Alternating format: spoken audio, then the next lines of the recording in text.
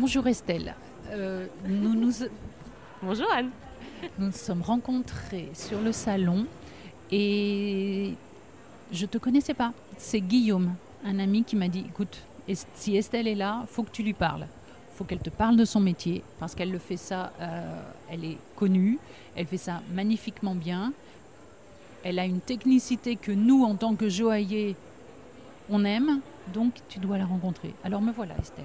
Je veux te rencontrer, je veux que tu me parles de toi et je veux que tu me racontes ton parcours. D'accord. Alors moi en fait j'ai fait à la base une école de bijouterie joaillerie, donc je suis joaillière. J'ai fait un CAP de bijoux et un BMA. Donc en fait j'ai un peu trouvé cette voie du gouaché de bijoux pendant mes études parce qu'on a des cours de dessin de bijoux.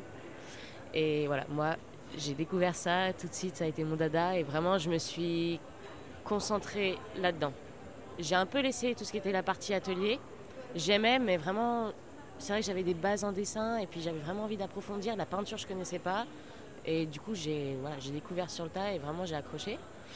Donc, j'ai fait un stage en BMA, en design et gouache de bijoux, Tu as fait ça où? au studio Van Cleef.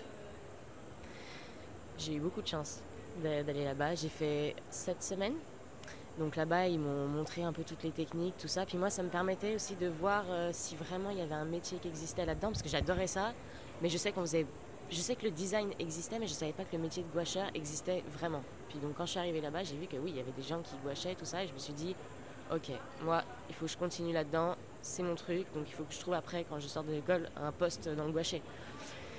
Donc je suis sortie, j'ai postulé chez Van Cleef. Et ils m'ont pris en gouacheuse.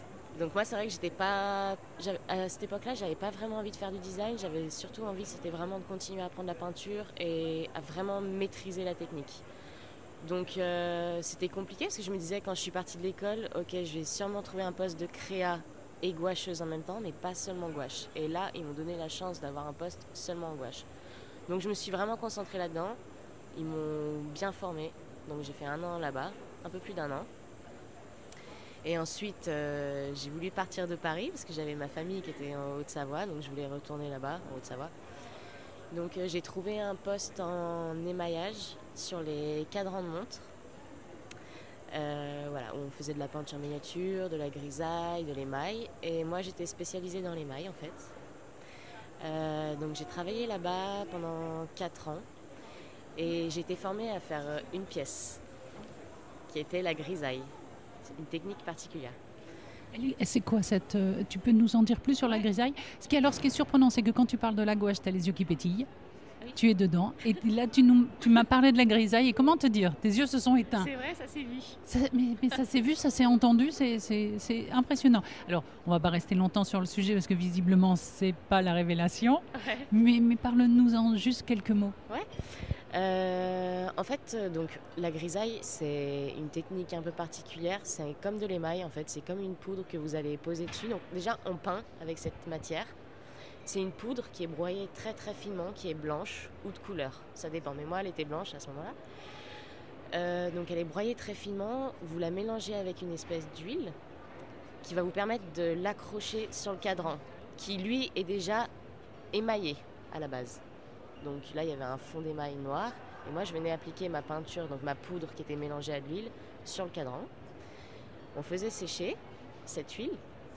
Elle s'évaporait, puis ça laissait seulement une petite poudre très fine blanche. Un pigment, quoi. Voilà, exactement. Et ensuite, donc, on venait gratter avec des espèces d'aiguilles, des contours, parce qu'il y avait des dessins qui étaient déjà faits sur ce cadran et qu'il fallait respecter. On venait de gratter et ensuite on cuisait dans un four.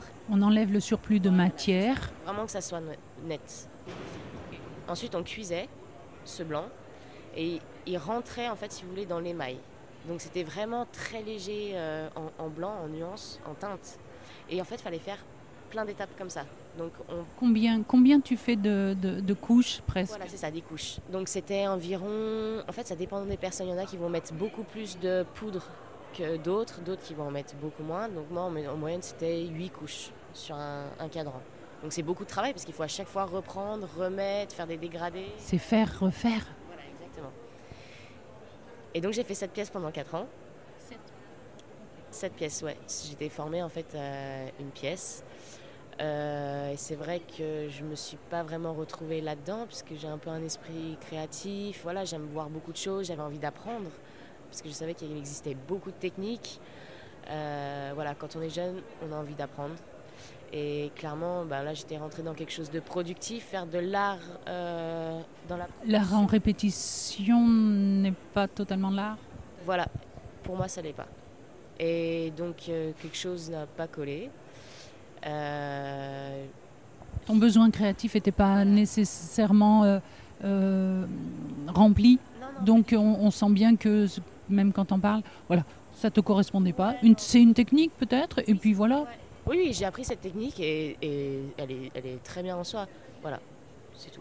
Après, il fallait que je passe à autre chose et justement que j'exprime un peu cette créativité que j'avais et voilà, l'envie de travailler sur tout le temps des pièces différentes. J'avais besoin de voir d'autres choses. Donc, j'ai pensé en fait à repartir en gouaché à mon compte. Mais j'étais jeune, j'ai eu peur, donc j'ai mis beaucoup de temps. C'était beaucoup de temps de réflexion. Voilà, je veux dire, vous maîtrisez rien, vous dites la partie commerciale, tout ce qui est papier, tout ça. C'est difficile, faire ses clients. Puis peut-être pas être accompagné aussi, c'est la comptabilité, c'est le commercial, c'est les RP, c'est la fabrication. Enfin, ta journée, elle n'en finit plus. Voilà, et en fait, j'avais peur de tout ça. Et je me suis dit, ouais, mais ok, c'est ça que je veux, donc il faut que j'y aille, j'essaye. On verra, tant pis, les problèmes arrivent comme ça, on les règle au fur et à mesure. On verra, je sais pas, en fait, c'est simplement des peurs que j'avais, mais je veux dire, elles n'étaient pas. euh, Comment dire, oui, c'était simplement des peurs. Il fallait que je voie vraiment sur le terrain qu'est-ce que ça donnait. Donc je suis partie et je me suis mis à mon compte l'année dernière. Voilà. Donc là, ça fait 1 an maintenant. Au début, c'était compliqué parce que voilà, vous trouvez pas trop de clients, vous savez pas trop comment faire. Comme je vous disais, moi, j'étais pas du tout à l'aise avec la partie commerciale. Je veux dire, je pense que chacun a son métier. Et là, c'était compliqué. Vous atterrissez dans quelque chose, vous connaissez rien. Voilà, le début est dur. Et puis petit à petit, j'ai posté en fait des dessins pour montrer sur les réseaux un peu ce que je faisais. Parce que justement, j'appréhendais cette partie commerciale. Je me disais peut-être que si je montre ce que je fais, les gens viendront par eux-mêmes vers moi. Voilà. Et en fait, c'est ce qui s'est passé. Beaucoup de personnes dans la bijouterie, dans l'horlogerie voyaient mon travail et m'ont contacté pour avoir du travail. Voilà, d'avoir des contrats et tout dans des maisons. Dans ce que je comprends, c'est que tu crées, ça, tu es super à l'aise là-dedans. Le côté entrepreneur, c'est plutôt compliqué, mais ça s'entend, hein, c'est normal. En même temps, trouver ses clients qui soient présents, tu l'as fait à ta façon. C'est-à-dire qu'au lieu d'aller place Vendôme ou de dire n'importe où, bah, attendez, je fais de la peinture, je sors de telle Oui, en fait. maison.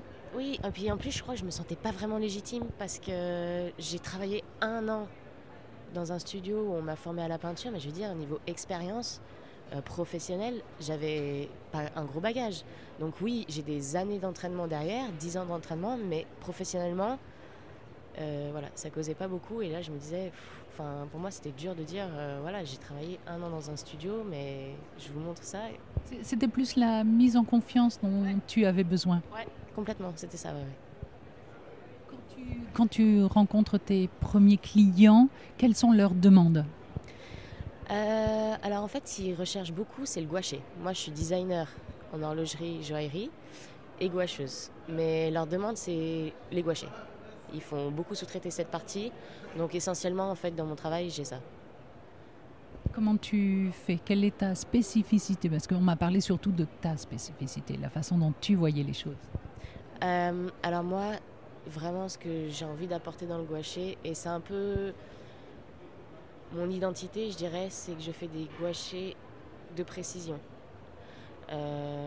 Voilà, c'est vraiment quelque chose qui me tient à cœur. J'ai envie de pousser au maximum cette technique la plus réaliste possible parce qu'aujourd'hui, je me suis rendu compte que voilà, on faisait beaucoup de 3D qui était très très réaliste et justement, en fait, on perd ce savoir-faire puisqu'on peut vendre voilà, ce produit des visuels qui sont ultra réalistes et en fait, on n'a plus l'utilité du gouaché. Et aujourd'hui, j'ai envie de montrer que dans le gouaché, on peut aller très très loin dans la précision, qu'on peut présenter ça aux clients pour leur donner vraiment le rendu, qui se projettent avec leurs bijoux.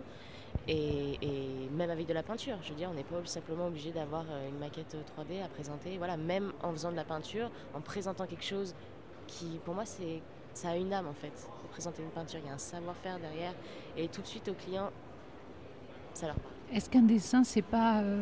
tu sais, certaines fois on dit on a les mots pour le dire, mais un dessin, ça vaut tous les mots. Oui, c'est ça. Oui, complètement. Je suis d'accord. Voilà. Donc toi, ta spécificité, c'est d'aller vers ce détail qui est extrêmement précis. Et moi, ce qui m'a surpris dans les modèles que j'ai vus, c'est ton rendu. Parce que on pourrait poser la pièce à côté. Je crois que tu es à l'échelle. Tu as les clairs, les foncés, tu as les zones claires et obscures. Tu as tout ça dans ce dessin-là.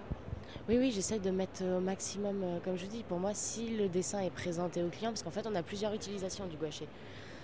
Et je pense que c'est important que quand il voit cette peinture, qu'il comprenne exactement ce qu'il aura comme bijou en face de lui, qu'il voit les sertis, c'est du serti-grain, du serti-rail, enfin je sais pas, peu importe, les facettes dans les pierres, les cuillages dans que les techniques, que le dessin ramène la technique sur ce dessin-là. Ouais.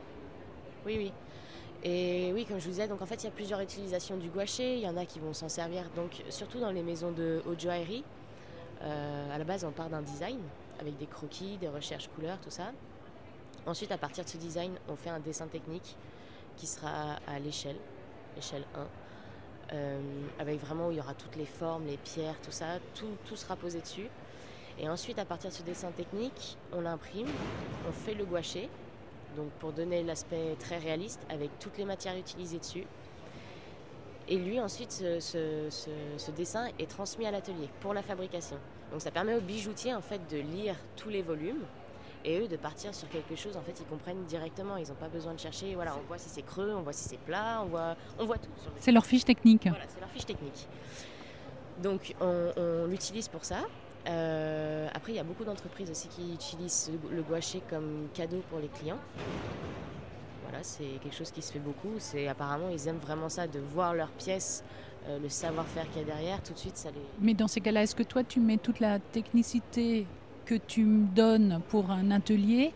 Est-ce que tu sais, toi, quand on te donne un dessin, est-ce que d'abord on t'envoie une photo, est-ce qu'on t'envoie un dessin, et est-ce que tu sais quel est l'usage que tu dois faire? Parce que dans ces cas-là, ton coup de pinceau n'est peut-être pas le même. Alors, pour moi, ce sera toujours la même chose.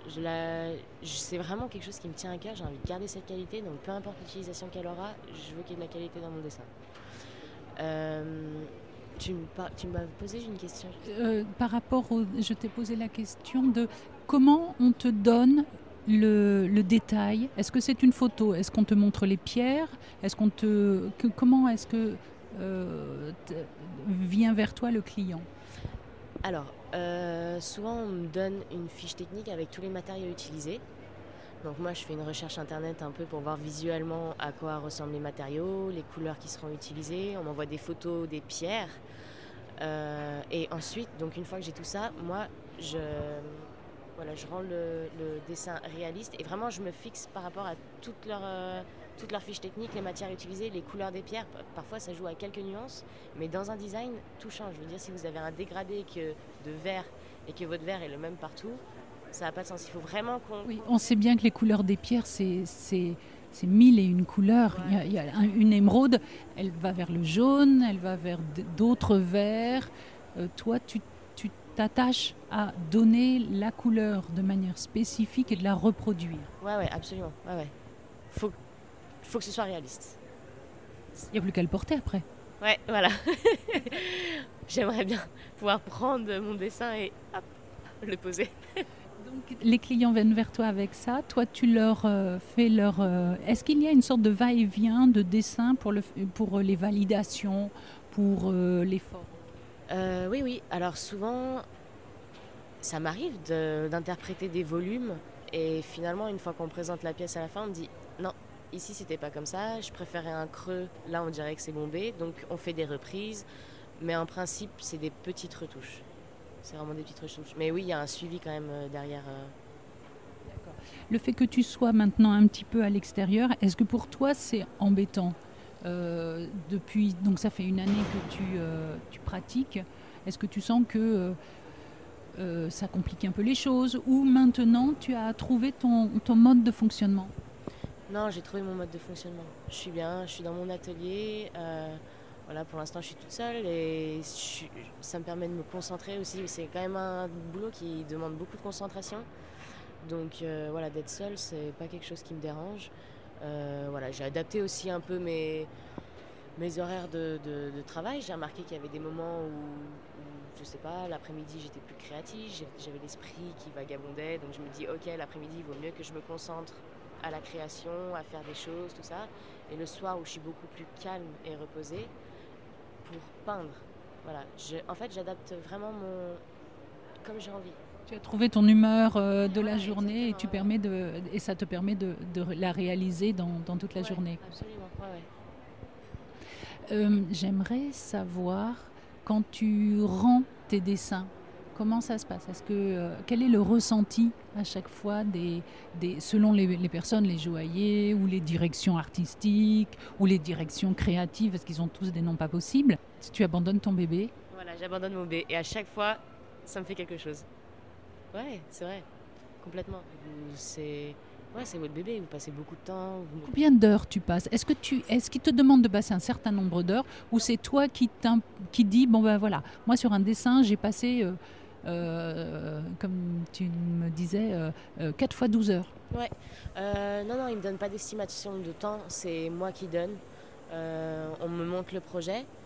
Voilà, je fais une estimation de temps et là je leur dis à partir de ce moment-là combien de temps est-ce que vraiment ça prend. Maintenant, ça dépend vraiment des pièces. Il y a tellement une multitude de choses. Vous allez avoir une boucle d'oreille, un bracelet. Je veux dire, le temps n'est pas le même de travail si vous avez quelque chose qui est plus bijouterie ou haute joaillerie avec beaucoup de pierres. En fait, ça dépend de plein d'éléments. La richesse des éléments font que ça donne aussi la richesse de ton dessin. Oui, c'est ça. C'est ça. Le truc qui est jamais facile, c'est de donner une estimation du temps. Donc toi, là, c'est à chaque fois au coup par coup. Et donner une estimation de la valeur de son travail. Comment toi, tu arrives à dire, voilà, mon taux horaire, c'est ça, ou je travaille en forfait, ou j'estime que je vaux ça. Comment, si jeune, comment tu es arrivé à ça? Ah là, tu me poses une question avec laquelle j'aime pas parler. Parce que tu n'es pas à l'aise avec ça? Ouais, je suis pas à l'aise avec ça parce que j'ai absolument aucune idée de combien est-ce que ça coûte réellement. C'est-à-dire qu'en fait, le problème que je rencontre aujourd'hui, je connais les tarifs qui se font dans ce domaine. Le problème que j'ai, c'est que moi, comme je vous disais, ce que j'ai envie d'apporter, c'est vraiment du travail de précision. Donc je mets beaucoup plus de temps. Donc le prix est plus cher. Et oui, mais le prix est plus cher. Un prix, c'est rien. Un prix, ça donne pas grand-chose. Mais toi, tu l'expliques parce que ton travail, ta finition, ta technicité, elle est là. Exactement, oui, c'est ça. C'est ça que je vends, en fait. C'est ma précision dans le gouaché. C'est ça. C'est parfait. Tu réponds aussi à la question qui dit, je sais pas quels sont les tarifs, mais en tout cas, moi, mon temps. Oui, voilà, c'est mon temps. Oui, c'est ça, c'est mon temps. Je mets beaucoup de temps, donc je vends mon temps, en fait. Et le fait d'être seule en tant que dans un atelier, tu as l'air d'être à l'aise. Comment tu fais de temps en temps pour te reconnecter aux autres? Est-ce que tu as un besoin comme ça ou ça suffit? En fin de compte, tu es facilement à l'aise comme ça? De base, je suis facilement à l'aise parce que je suis assez solitaire.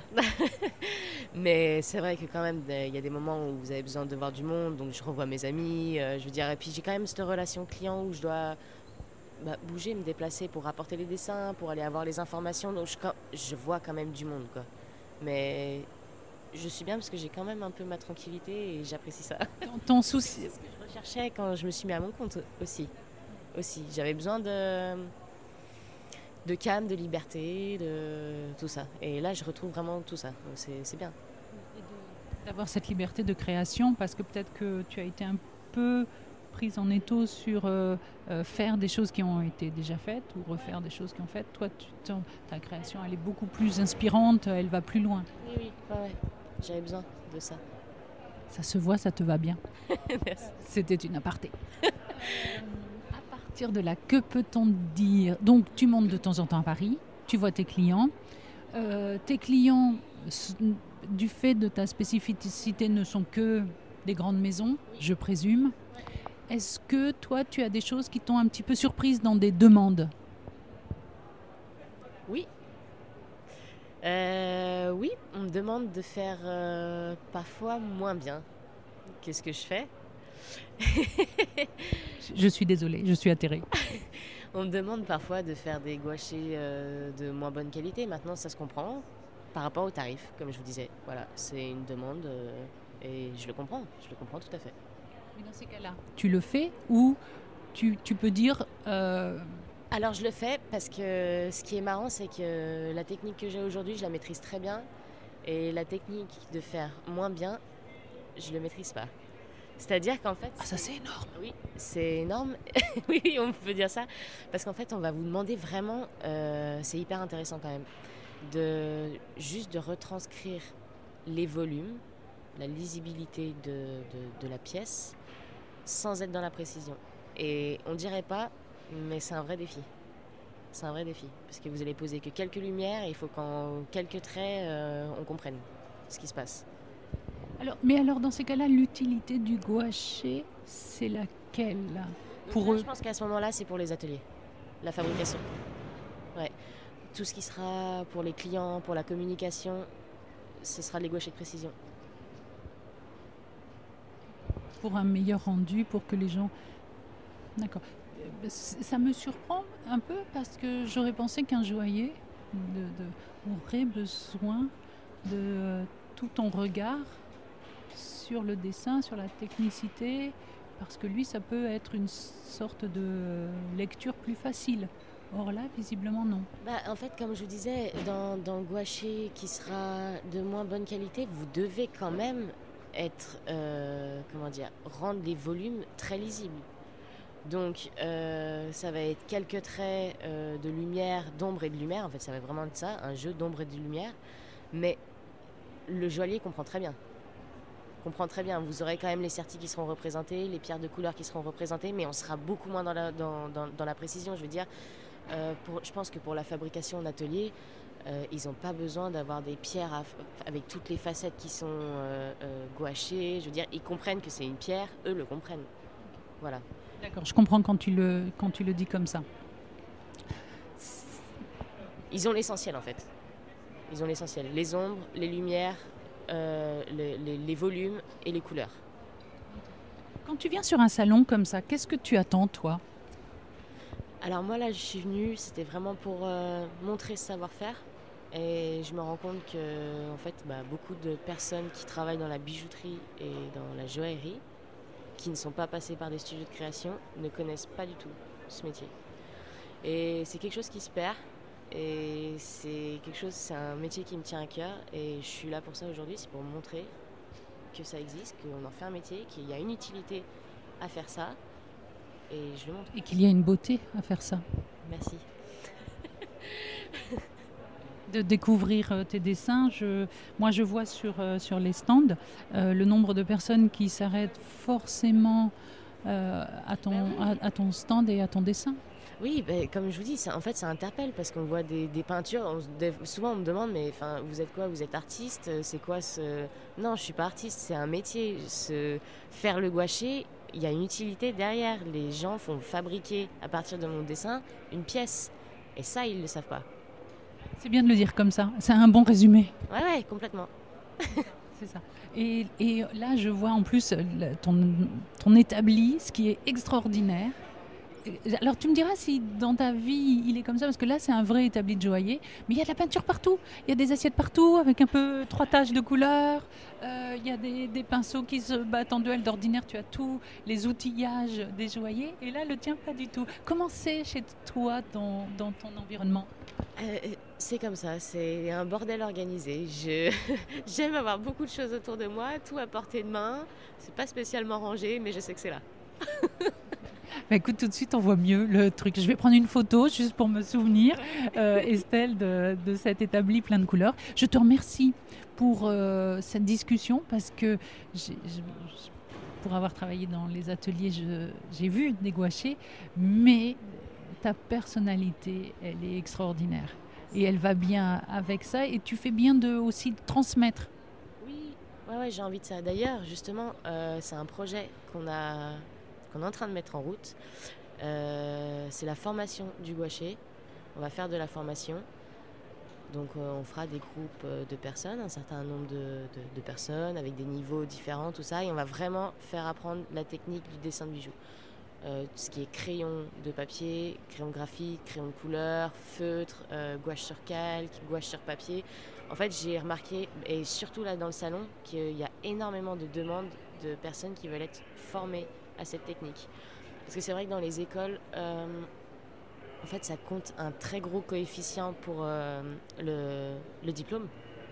Et en fait, on passe peu de temps en cours à apprendre cette technique. Et c'est énormément de travail chez soi à côté et on s'en rend pas compte. C'est vraiment très compliqué comme technique à apprendre et on passe beaucoup de temps chez soi. Et en fait, on est vraiment en roue libre. Enfin, moi, c'est des souvenirs que j'ai. Justement, j'ai parlé avec beaucoup d'étudiants et avec la personne avec qui je vais travailler bientôt. Par rapport à ça, qui me disait oui, mais moi aussi, quand j'étais à l'école, c'est beaucoup de travail chez soi. Et en fait, il n'existe rien aujourd'hui pour nous guider, nous aider pendant qu'on est en pleine roue libre et qu'on ne sait pas comment faire, quoi. Donc, on veut mettre ça en place. Voilà. Ça, c'est super. Et donc, ça va se faire dans l'année ou tu... Ouais, on va faire ça dans l'année. Et quand tu dis on? Donc, je vais être avec quelqu'un que je suis en train de former à la gouache, qui gouache déjà très bien, mais j'aimerais qu'on ait exactement la même qualité de rendu. Parfait. Alors toi, ça y est, tu es déjà dans la transmission. Ouais. Ah oui, moi c'est un truc que j'ai envie de transmettre. J'ai vraiment envie de transmettre ça. Parce que je vous dis, ce métier est en train de mourir et voilà, j'ai envie de donner envie, j'ai envie que les gens aiment faire ça et voilà. Merci Estelle. C'est très chouette de l'entendre parce que c'est pas possible que quelque chose comme ça disparaisse vu comment c'est beau.